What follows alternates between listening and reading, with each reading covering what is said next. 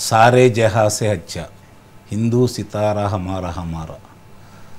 దేశమును ప్రేమించమన్నా, దేశం అంటే మట్టి కాదోయ్ మనుషులోయ్. ఈ యొక్క ఆలోచన కావచ్చు, ఈ మాటలు కావచ్చు, ఎప్పుడన్నా వాళ్ళు పలికితే స్వాతంత్రం అంటే ఏంటి, ఎందుకు స్వాతంత్రం వచ్చింది మనకి, భారతీయులందరూ నా సహోదరులు, నేను నా దేశం ప్రేమించుతున్నాను, నా మాతృదేశాన్ని ప్రేమిస్తున్నాను అంటే మాతృభూమి అంటే ఏంటి, మనుషులు అంటే ఏంటి, స్వాతంత్రం అంటే ఏంటి అనే అవగాహన వాళ్ళకి వస్తుంది. ఇప్పుడు ఎవరున్నారు వాళ్ళ పార్టీలో మీరు ఆలోచించండి. ఇప్పుడు గనులు దోచుకున్న వాళ్ళు ఉన్నారు, ఇసుక దోపిడీ చేసిన వాళ్ళు ఉన్నారు, మద్యం కుంభకోణంలో 30,000 మంది పైన, అంటే లెక్కల్లో ప్రభుత్వ లెక్కల్లోనే 30,000 మంది, మరి రమారమే 60,000-70,000 మంది దాకా కనపడుతున్నారు. ప్రాణాలు తీసినటువంటి దుర్మార్గులు ఈరోజు గాంజాని సేవించేసి హత్యలు చేసే వాళ్ళని పరామర్శించడానికి వెళ్ళాడు. బెట్టింగ్ రాజులను వాళ్ళ యొక్క విగ్రహావిష్కరణలకు వెళ్తున్నాడు.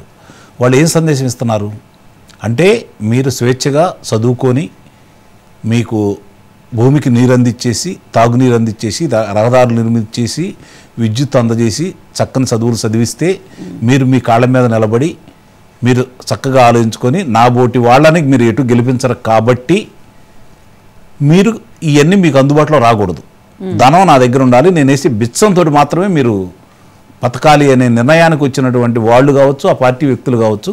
అంతకంటే గొప్పగా ఏం ఆలోచిస్తారు చెప్పండి? ఈరోజు విలువలు, విశ్వసనీయత, మడమ తిప్పిన తత్వం అని చెప్పి మాట్లాడుకుంటున్నారు. నేను చిన్న మాట అంటాను. ఆ రోజు ఏదైతే కడప ఉప ఎన్నికల సందర్భంగా ఇటలీకి పులివెందలకి జరుగుతున్నటువంటి యుద్ధం అన్నాడు. ఏమైపోయింది అది? ఎక్కడ పోరాటం చేశాడు? అధికారం అతనికి ఇచ్చారు 2019లో. మరి ఎవరి మీద పోరాటం చేశాడు, ఏమి సాధించాడు అంటే, ఇక్కడ ఇందాక నేను చెప్పినట్లు అధికారం మాత్రం కావాలి, డబ్బులు మాత్రం కావాలి, అడ్డం తిరిగిన వాళ్ళని లోనయ్యాలా, సొంత మనుషులైనా బయట మనుషులైనా అవసరమైతే చంపేయాలి.